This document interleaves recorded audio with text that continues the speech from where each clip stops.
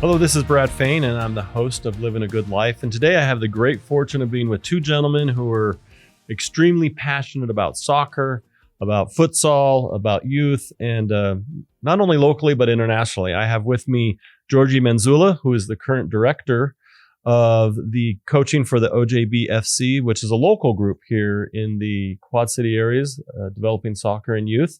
Welcome, Giorgi. Hello. And with Giorgi is Todd Beane, who is with TOVO Academy, which is really an international organization and developing in soccer all around the world, or football. Let's get it right. Okay. So welcome, gentlemen. Well, thanks for having us. Oh, thank you. I really appreciate it. It's my honor to have you here. We've been working on developing soccer and youth sports in this area, and there's a gentleman and a family behind it, and it's just amazing what they're trying to do. And so today is really just about talking about you gentlemen and really the youth of our community and what soccer, futsal, football means to our youth, but beyond on the field, off the field, and why it's so important for community to be tuned into this and what it means to the kind of the culture and the longevity of our youth and their health and well-being. So welcome. Where I'd like to just start is, why don't each of you introduce yourself? You can do a much better job than myself, but Giorgi, why don't we start with you? Like, what's a little bit of your background and how'd you end up here in Prescott Valley, Arizona? Originally from Republic of Georgia, born and raised, and my family immigrated to the States on the East Coast, Pennsylvania, late 90s, early 2000s. Grew up back home playing soccer all my life, very passionate about the game, and just followed my mother. I was in high school when I first moved to Pennsylvania, and just took the chance, moved to the States, learned the language, continued playing, ended up going to college, where I studied business management while playing soccer. Went to different countries, played in Brazil, played in Poland. And last 6 years, I was living in New York City, where I was coaching at a collegiate level. Bronx, New York, where I worked with a lot of inner city kids, great kids, very passionate about the game. So I took my passion from playing into coaching. I helped many kids from inner city areas go to NCAA level, where they continue their education and playing. And about 2.5 years ago, this project came across, and I was very interested, very intrigued that people behind the project, what they wanted to do with it, help the community, help the kids to better their lives through sports. And then immediately I fell in love with it, and I took a chance. I visited first for a week, completely opposite of what I expected in northern Arizona. I thought Arizona was this desert, and so I was in a bit of a shock. And what a beautiful place, Prescott Valley area. And I just really loved what this project was about, helping the communities and the kids in this community to promote their health, well-being with our ways of training and the methodologies we implement in the club. And I was pretty much doing the same thing at a different scale for college kids, but I love the project because now you have kids from 6 years old all the way to teenage years here. So we can have even bigger of an impact, I think. And I took a chance 2.5 years ago. Here I am. I'm loving the area. I'm loving the project, and we are growing. That's great. So soccer has been a big part of your life, and it's taken you from Georgia to the United States, got an education by following your passion through soccer, being a coach, training youth, and all around. You've played in many countries at the professional level. Yes. Best country you played for? Best country I played however you want to define it. Best country I played in was Brazil, hands down. Why Brazil? The culture. Everything is soccer, from beach soccer to futsal to full field, 11-a-side. People live, breathe soccer, and it was just perfect fit for me, living in that community in Rio, and just got to see how people live, how much fun they have playing, and it's way of life. And I loved every second of it. Oh, great. Well, thank you, Georgia. Welcome. Glad to have you here. Todd, why don't you tell us a little bit about yourself and what you do and how you got connected here and are here with Giorgio today? Yeah, I've kind of got the reverse engineered his story. I grew up in the United States in the Northeast, multi-sport in Northeast up in New Hampshire and Boston area. You play ice hockey first. And then when the snow melts, you started kicking the ball around. And then followed the, kind of a traditional American story. You start rec and club, and I was fortunate enough to play at Dartmouth College up in the Northeast. And again, combining sport and education as Giorgi has done.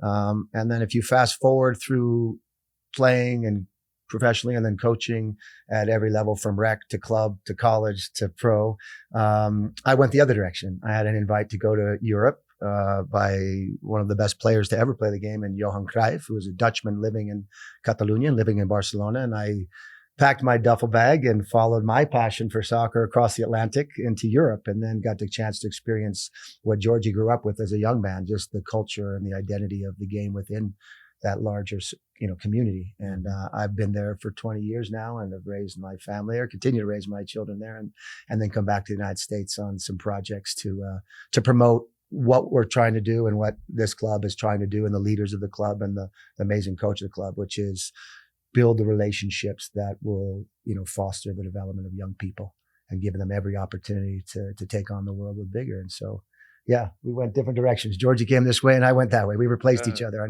on European soil and U.S. soil. Well, that's great. So, I mean, it's not an avid soccer expert, but just generally looking at soccer, I mean, it seems like South America and the Europeans have far better historically soccer than the U.S. So, I mean, what was it like for you growing up in the United States and then making that leap going to where, more of a passion for soccer, better development, maybe better skills at the time you went there? I mean, what was that like?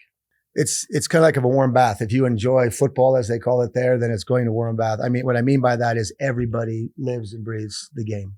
And I mean everybody. You go to elementary school and the art teacher will understand, did Barca win last night? Did they beat Bayern Munich? Did they lose? Are they in the Champions League? So everybody in the culture breathes the game.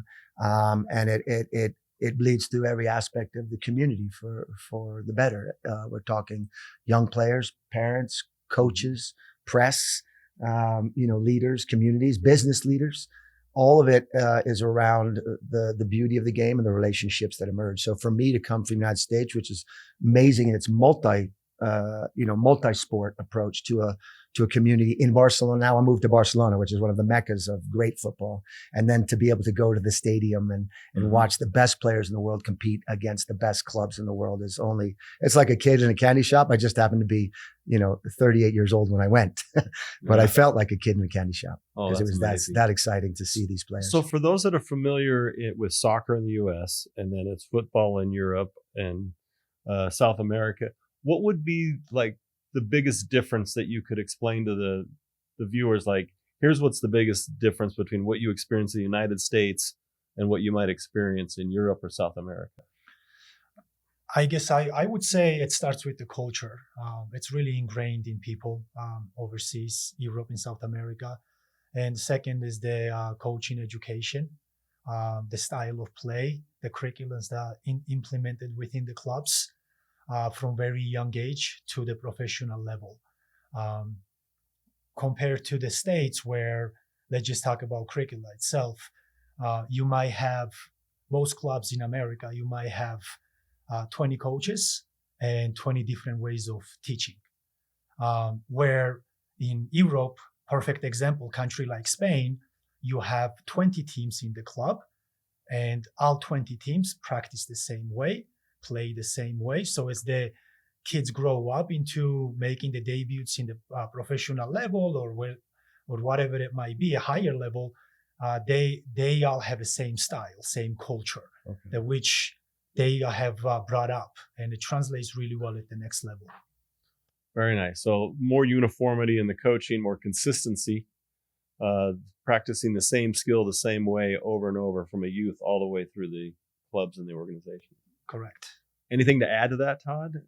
Well, I think he raises a good point, a very good observation in that if you think about here, you're going to a school. A school will have a curriculum, it will have an identity. And if you think of maybe like, say, for example, a Montessori school, right? If you choose to go to Montessori school, or if you're familiar with Montessori school, you know the identity of that school. Mhm. You know you're probably not going to get long lectures at a Montessori school because that's not the philosophy or the vision. And I think Giorgi touches upon something. When you go to a club in Europe, each one decides what their vision and their identity is. And then they're more true to that throughout the growth of the children from 6 to 16 or from 7 to 17 before they go on to play for the first team or find their way to another club. So that continuity and consistency with that cultural identity behind it is probably the greatest difference that I would see. It's much more holistic in the way that they approach the game. And therefore the nuances are taught at a very young age. And those kids just grow up with a greater intellectual, if you will, as well as technical understanding of those nuances.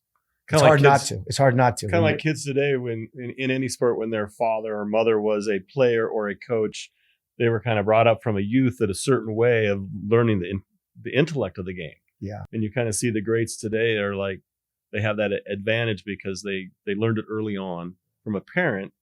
And you're just saying that's more of the culture because the whole community is invested in the sport and the culture and what it's all about.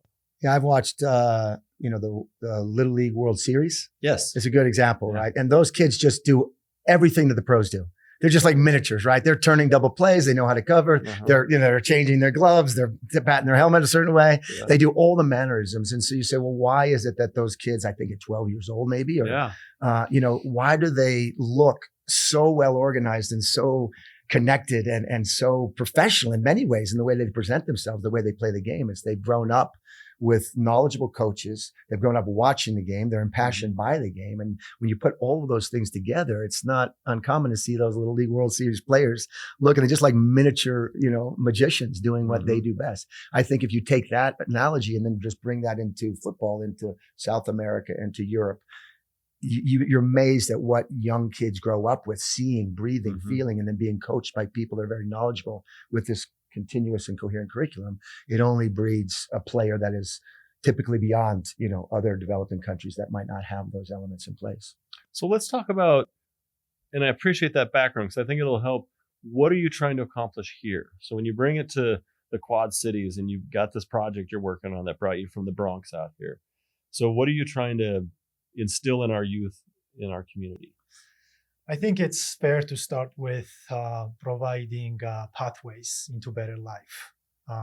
And the way we go about it is through soccer. I was fortunate enough that this sport changed my life. Coming from third world country in Georgia, being passionate about the game, and made my way through rankings and excelled because I just loved playing. And it kept me away from the streets, kept me away from getting into trouble. Just because of I wanted to be a pro. None of our youth need that here, right? They don't need to stay out of trouble at all. I think especially young guys. Yeah, every country I think can really benefit from that. So I think that's where we start, right? Just having home away from home for these kids to go to, where they are excited to be and develop their passion, and then through their passion, hopefully some of them will get an education. A lot of families that we work with, most of the kids will be first generation kids that if they decided to go to college to get their education to then better their life. Some kids might have the opportunities to play professional level, but just overall developing better human beings on and off the field. And then hopefully through this lead to better life. That's the general goal. And then after that is having a well-established club where we have well-educated coaches. And that's where Todd comes into play with his experience and expertise in coaching education that I think can really help us in this community to further develop our coaches so they have more knowledge. Then knowledgeable coaches can translate directly teaching kids, then improve their game and develop them into better players, and hopefully through that can lead to better life for these kids. So when I grew up in sports, it was always the dad or the mom out there coaching, running the team, doing the best they can. So Todd, what's the biggest challenge in our market here for developing coaches? I mean, we talk about the kids and we're focused on the kids, but what Giorgi just said there was a lot. The coach is really key. So is it dads you're going to be teaching, or are we bringing in new coaches? How does that work in a community like ours? I think in a community here, it's a little bit of everything, right? It's moms and dads getting involved with the game because their children have fallen in love with the game, or they signed up for that first, recreational opportunity and then found their way into coaching. You have people like Giorgi and others who have had the opportunity to go out and play the game through their school system or their club system, and they find themselves coming back. So there's, even within this project, there's a young girl I met last night that's still playing and engaged in coaching. So, when we speak about a better life, you're really talking about community. And I think that's what this project has clearly in its sights. It was always going to be about families, children, opportunity, and living a better life. It was always going to be that. That was the vision of this project that I heard about years ago when it was in its incipient stages. Now to have people like Giorgi and others, great families, get involved. I mean, families really about the player brings mom and dad.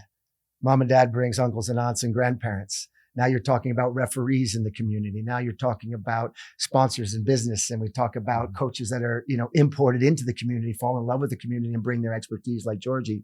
You really have a better life because of that diversity of experience. And ultimately, whether it's a dad that's just starting or a mom first time in the game, or it's an experienced coach like Giorgi, what you have is a clear focus, which is to promote learning and joy, to create those opportunities. And I think that's the best part that's attracted me to come from Barcelona, is the vision, the clarity of vision that this is a community project.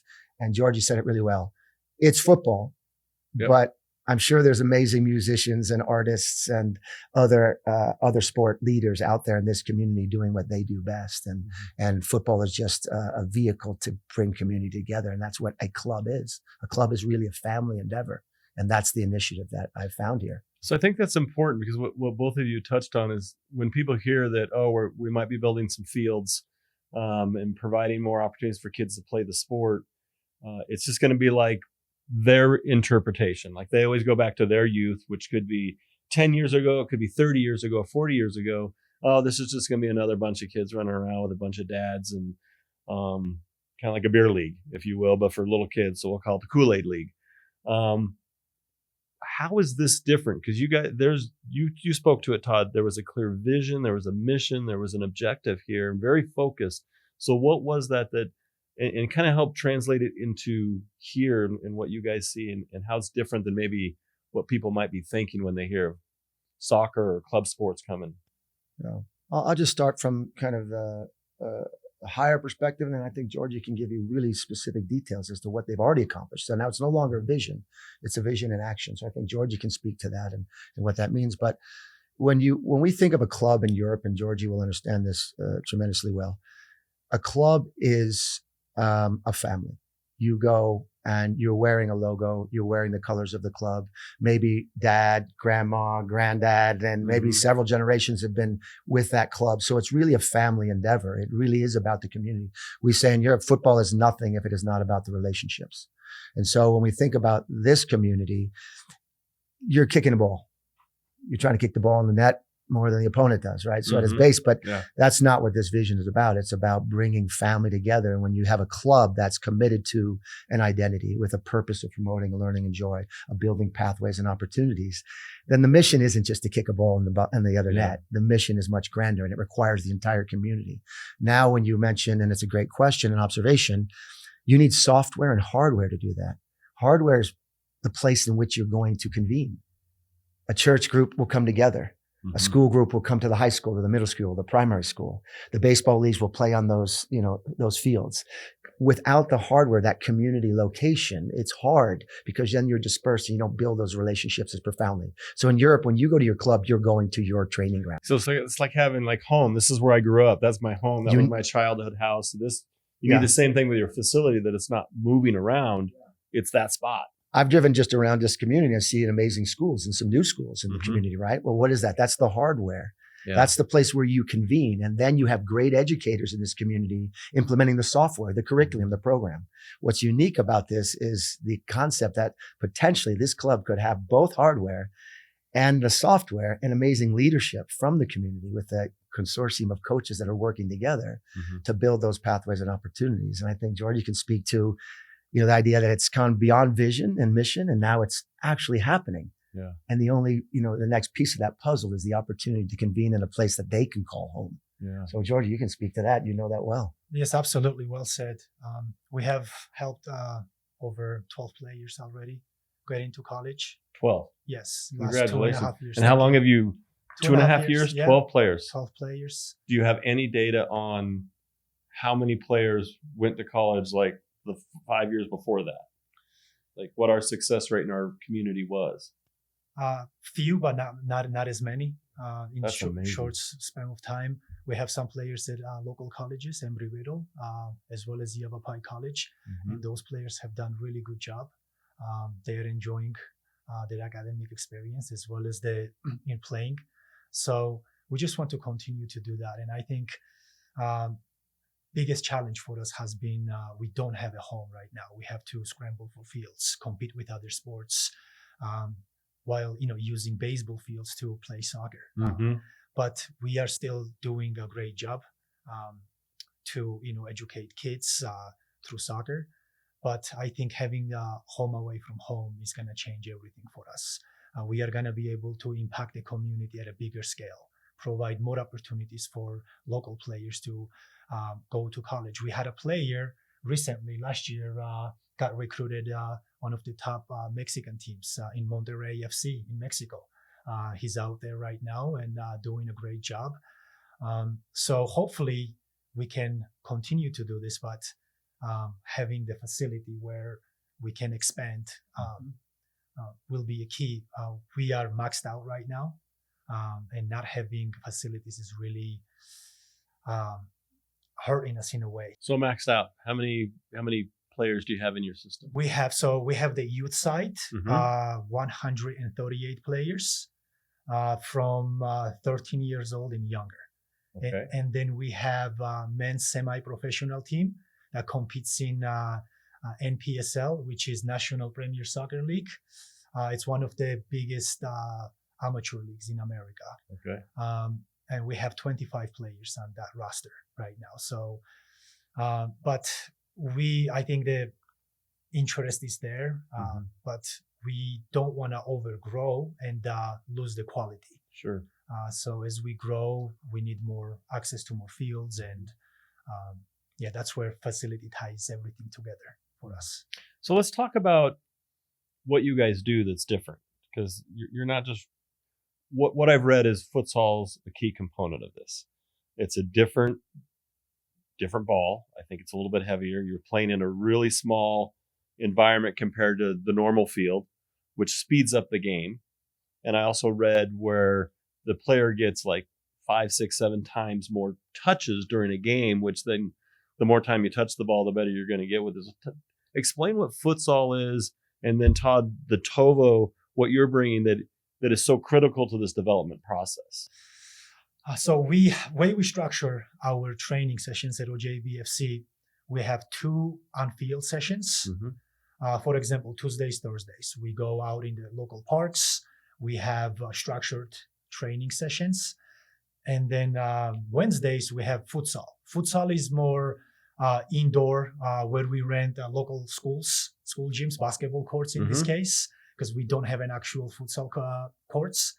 And we set up small-sided games versus, big field, for example, you have 9v9 or 11v11, 7v7, where futsal is 5v5, 4v4, 6v6 maximum in this tight space, size of a basketball court. Mm-hmm. So what I would say, you can correct me if I'm wrong, but futsal is, I look at it as a donor sport for a big game, where you get to expose yourself and your skills to different environment. Ball's faster because the ground is different. Mm-hmm. Ball is smaller and it's harder, so it doesn't take as much bounces. So you're forced to control the ball with sole of your foot, where you are put into the environment where your mind is challenged to think faster, to react faster, and you really develop these unique skill sets that can directly translate into the bigger field. Mm-hmm. Those who watch a lot of soccer can understand this. where let's say you are in the opponent's half and then other team is defending really in a low block, right? It's really familiar terms.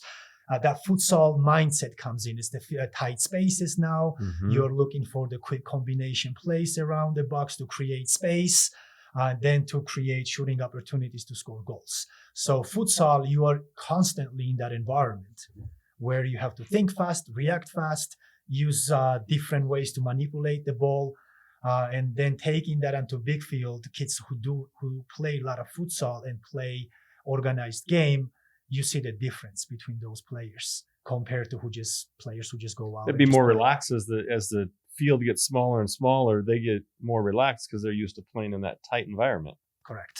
I mean, there's not a lot of space. Exactly. Anything to add to that? I think Giorgi touched on. You mentioned touches, but it's also Giorgi mentioned decisions.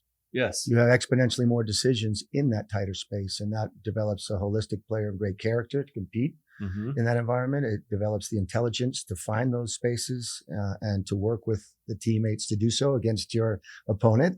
And it requires impeccable precision of skill. All three of those, character, intelligence, skill, are going to be required in any sport, but in particularly futsal is kind of like under the microscope and intensity, and you have the opportunity to expand that onto the field when you go outside. So, and at the end of the day, it's a lot of fun. Yeah, and at the end of the day, it is a lot of fun to play. Those skills go into normal life.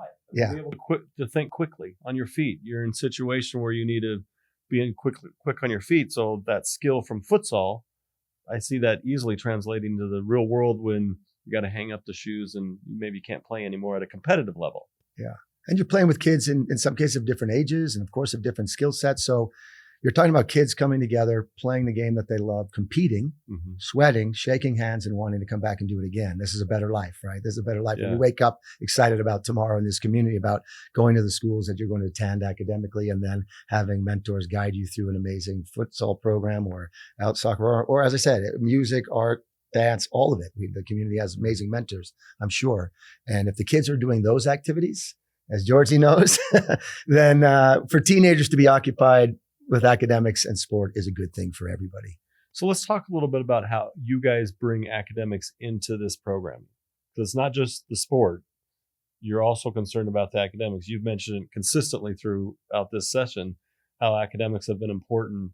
So how do you instill that with the kids and help them not lose that focus while they're trying to hone in their athletic skills? So academics and athletics go hand to hand. If you have a well-disciplined individual who takes academics seriously, I think there is a direct correlation between a good player and a good academic child who's academically well developed. Also, having the experience working at the college level, where I have understanding of what it takes for a kid to be successful at the collegiate level. You might have a great skills, but if you're not disciplined academically, you will not be successful at the collegiate level. So consistently encouraging this message from a young age, where kids tend to fall off in school because maybe they are overly dedicated to soccer, just to kind of put them back into their place. Say, hey, listen, you got to take school seriously if you want to have a good soccer career. That gives them more options. Let's say you're a great soccer player, but you're growing up and you don't turn pro. Then what? Now you have academics to fall to. And now you have more opportunities to go to school. Even if soccer works out, like some of the best players in the world, they make their living playing soccer, but they still choose to go back to college just to get their education while playing. So I think us just constantly educating kids on the importance of academics to better their life while playing soccer is key for us. Yeah, it's being curious about life, right? All aspects of life, being curious about developing their skill sets with their feet and their body as well as their mind. And don't lose either one of those, because it's the whole person that comes together at the end that really makes the package. Yeah, I mean, that's the healthy life, right? You have the Yes. physical, you have the mental, you have the relationships that you build to sustain you. And so if you start that at a young age in an amazing program with great mentors that care about you, that are your advocates, we just know statistically, if kids will maintain their commitment to school, they're going to be better off in life. If they maintain their commitment to their sport, they're going to be better off in life. So you talk about leading a better life. We know what it takes. Good community, strong families, opportunities, physical development, emotional, academic development. So if we can maintain kids on that pathway, we just know that they're going to have a better opportunity. And if they choose to stay in the community, they'll understand why and what they want to do here. And if they want to venture out, they'll have a chance and the courage to do so. And then life opens up.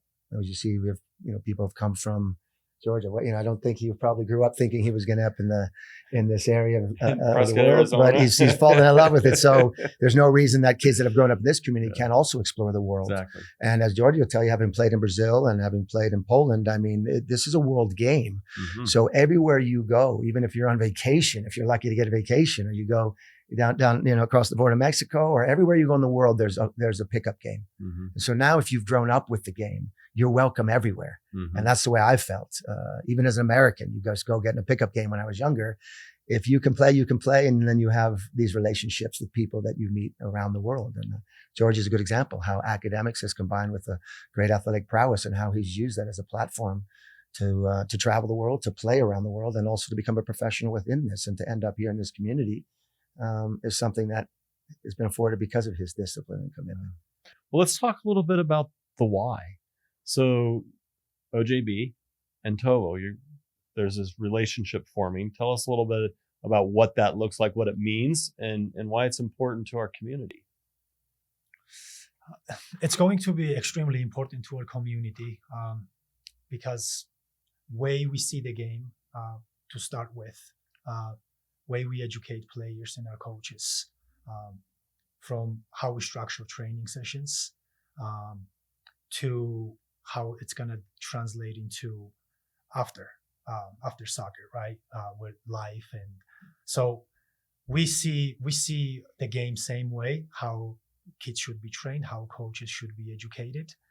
And the Todd is one of the pioneers of modern day training, which he has had great pleasure working with Johan Cruyff and formed this curricula that has proven over and over again that is dominant, that is the better way of training. So we see this partnership as coaching, education, mentorship in our community to better us coaches, then we can better our community and kids through TOVO. So Todd, maybe you can elaborate on the methodologies that TOVO is bringing and how that adapts to our youth and helping develop them. Yeah, I think there's three questions we start with, and we started this conversation years ago, and we continued last night, and we'll be through these years ahead. Is you mentioned why? Well, we want to promote learning and joy to give these children opportunities and to follow their passion. So that's pretty clear to be on the same page about our why. Then we'll ask our second question: is what? Well, it's clear that we want to nurture players of great character first and foremost, intelligence and skill. So that's our marching orders. Now the challenging part becomes how, right? Okay, that sounds easy. That goes on the website. Everybody can write those words down, but then it's the how. And that's, I think, what I'm excited about is to work with really passionate and caring mentors. Really, I say mentors, even beyond the word coaching, because I think that's what they really mean to these kids beyond the game. And I think every coach that I've had the opportunity to meet over the last 24 hours and will meet over the next days and visits and years ahead, I really get the sense that they understand that they're mentors. So then it becomes, how do we do that? How do we nurture players of great character, intelligence, and skill? And that's where you get what is the method, thus the methodology. We've been fortunate enough to develop a methodology based upon a vision of Johan Cruyff, an amazing attacking-based vision of the game, a really courageous vision of the game, a romantic ideal of the game. And then you couple that with sound pedagogical research and research into child development, and you create a method to do that more effectively. And that's the goal. We want to be as effective as possible as coaches in educating players, effective as promoting joy. And then the other element is, because you come out of just the club, but we can connect this club with college coaches and other coaches. We've had probably over 2,000 coaches have studied with us, either in Spain or online. We have college coaches from coach to coach that are looking for players of quality, of character, of intelligence and skill, that are accustomed to playing and interpreting the game this way. So now you think of a young man or a young girl, a young woman growing up in this community. And now when he or she goes out and looks at colleges, it's just not the club that can afford them some connections. Through our TOVO network, there will be a player or a family or a coach that can welcome them to Portland, to Cal Poly. So just really expanding the whole network Because of reach that these youth have. And that's from the founders of this organization through the coaching staff. They understand that these kids are going to have opportunities because of that discipline and the commitment to academics and sport. And opportunities only come as well as when you have connections. Let's face it, that's the way the world works. When you have connections, you have people that care, that beyond your local community that you can reach to and ask questions or guidance or connect with, then opportunities emerge. And we want the community to live well here. And when they do, get on the highway or jump on the plane and explore the world, they will have a soft landing wherever they may be, coast to coast or even throughout Europe, to know that there's somebody else that believes in character, intelligence, and skill, and is taking that as a platform for success. So I think of always every club is a community club.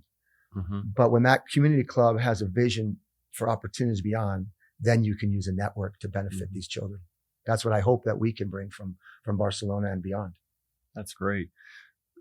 So what I've heard a lot is more in other countries, Europe and South America, the culture. You guys have really touched on that and how it really becomes a generational thing. And clearly they've had this instilled in them for generations. And we've had it in soccer in the US for years, but maybe not culturally the way you're describing it today.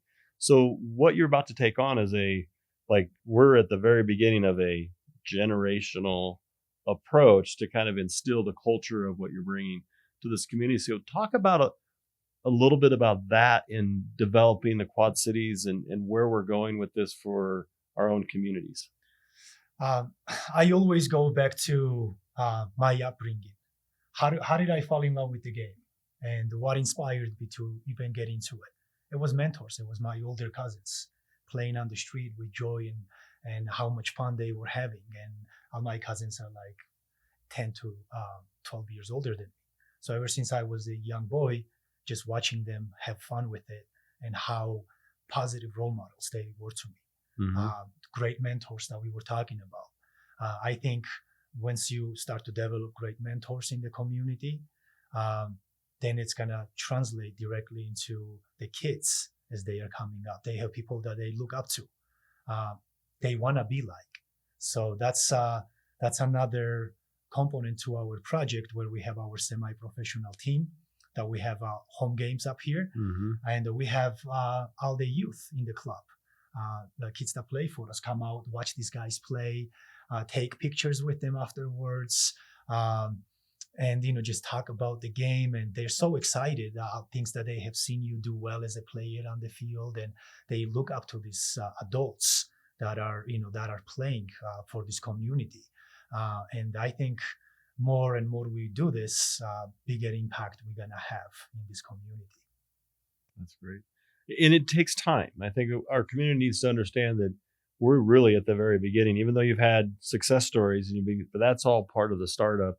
It's really getting where you see mom and dad and then grandparents and aunts, like you described earlier, Todd, wearing their jersey from 20 years ago, but the same colors, because they're all part of that club and that home. Yeah. And the beauty is that you have rivalry, right? This is also you learn about the respect. You don't play a game without an opponent.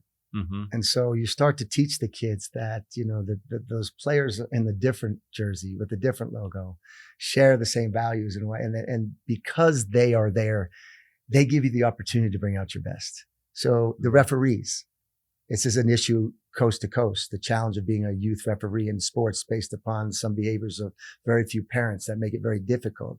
But when you step back and say, and I always think about this, when I go look at a soccer match, even if my own children are playing, I look out there and I'll see 22 players on the field, more on the bench, and coaches and families. I say, this is a good day. I don't know what the result will be. Maybe it won't be a great day for my son if we lose, in that moment. But if you step back and if you consider all of these children in the community are our children, and if they're participating in sport with referees and families and fields and facilities and ice cream after and it's a multicultural community, if I'm not mistaken, from what I can tell, then you're really bringing out the best of all people, and you're channeling that energy into sport. That's community. For me, that's community. That's the benefit of sport, not just soccer, but that's the benefit of sport, is that it brings together the community, and opponents become friends after becoming foes. Mm-hmm. And you recognize it takes everybody to really build that better life for this community or the community, the few communities that you call the Quad Cities here. Yeah, what I like what you just said there is that we almost need a TOVO for the parents, because there's always those parents. Yeah. And my kids did hockey. That was the sport that they picked up. And there's always those parents on the sidelines that are just yelling. And like I always move myself a little further away, because when the coach who doesn't like that looks up, I don't want me to be in his line of sight. But what I heard, Todd, was when the culture is there, when it's been instilled in generation after generation, the parents on the sidelines who are watching their kids or their grandkids or their nephews or nieces play, they then all of a sudden start to adapt that as well. It's going to be a great day. I don't know the result of the game, but we're here doing something. Afterwards, we're friends. We're going to go have ice cream or go have lunch together. I think that's really important, because I think there's a part of our youth sports that's missing, where the parent influence is a negative influence. And what I'm hearing here is you're really trying to develop, the focus is on the youth, but really it has a ripple effect into the community, into the families.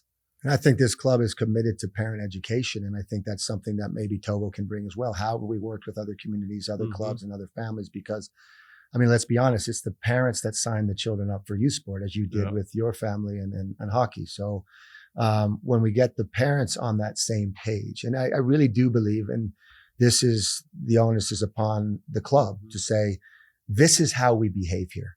Yeah. And a club does that. I may not be able to control another club or the crosstown rival or the coach on the other bench. I can't control the other parents, but I can control the club and every constituent in the club, which means this is the way that we behave here. These are our values, and they're manifested in respect. And respect is not screaming. Yeah. It's not being a sideline thief and trying to tell your child what to do in the middle of the game, or berating a referee because you think that an under-8 game is going to change the trajectory of your life. It's kind of ridiculous when these parents lose their cool, because that's not what it's about. But I really believe that parent education for the club is critically important. That has to be part of it. Mm-hmm. What are we doing? We're promoting learning and joy. We're going to nurture a player of greater character, intelligence, and skill. We're going to do that through the sound pedagogical practices, through great leadership.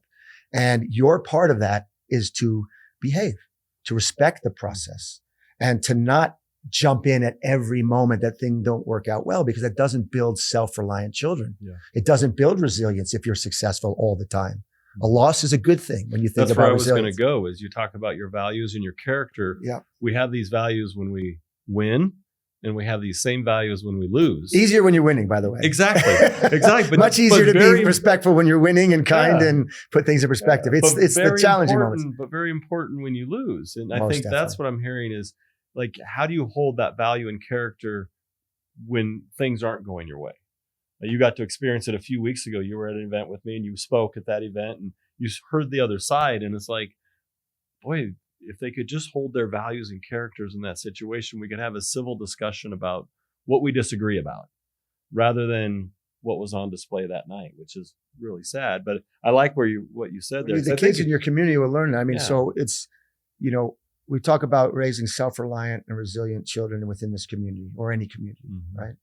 That's going to be speckled with success and failure. The beauty of sport is you face failure every time you train.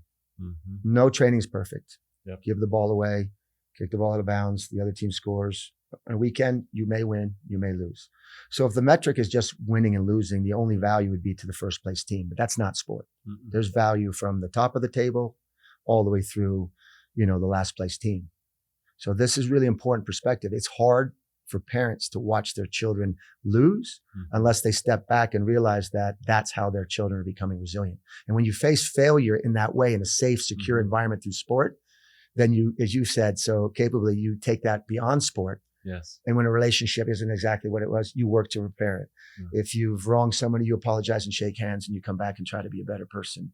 When your grades don't work out perfectly, you have to double down and maybe put a little extra effort, and your teachers will guide you. And we've had student stories already in this community of improving the grades and creating your opportunities. So sport gives you the safest, securest place to learn about facing these frustrations that are emotional, cerebral, and can damage your ego a little bit. And sometimes you feel it's humiliating, but we're better to do that than on a soccer pitch. You here in this community. I can't think of a better place to learn those lessons.